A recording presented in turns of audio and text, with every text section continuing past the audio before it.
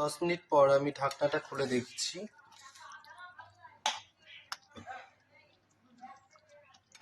সুন্দর গ্রেভি চলে এসেছে।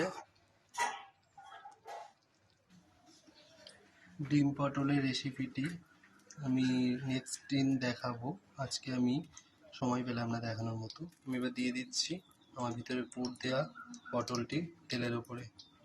চিকেনটি কষে এসেছে, এবার আমি দিয়ে দেবো ভাজা আলুগুলো। আলু দিয়ে দিয়েছি, এবার নাড়াচাড়া করব। 7 মিনিট ঢেকে রাখবো। ঢেকে রাখার পর খুলবো। এবার দিয়ে দেবো পোস্ত কাজু বাটা।